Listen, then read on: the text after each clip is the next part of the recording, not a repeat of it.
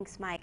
With spring turning to summer, a big question a lot of people want to know is if their kids will be able to play sports this year. We've seen other states like Arizona and Texas allowing pro sports to return at the end of May, early June. But not much has been said about Pennsylvania or when other leagues will begin again.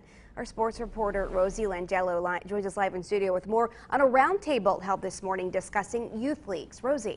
Oh, Amanda, good evening. Republican Senator Pat Toomey held a virtual roundtable this morning that discussed the medical implications of resuming youth baseball and softball leagues. Now, he said with the data given, he would sign his own 10-year-old son up tomorrow if he could.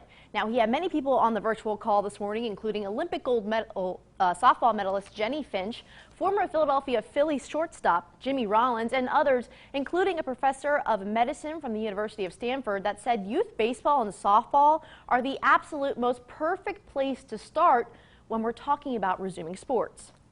In the nature of the sport itself, you have social distancing sort of on the field imposed just almost by the rules of the sport.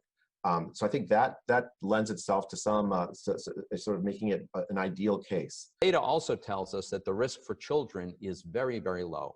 It's really great news for kids.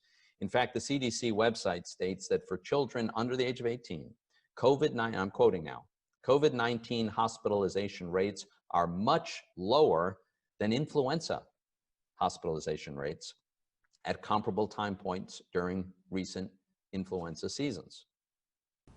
College football is also up for debate right now. Coming up in sports, a Penn State rivalry to the west is trying to have fans in their stands during the college football season. Our Peter Terpstra will have more on what this team wants to do and how Penn State football could respond. Reporting in the studio, Rosie Langello for WTAJ Sports.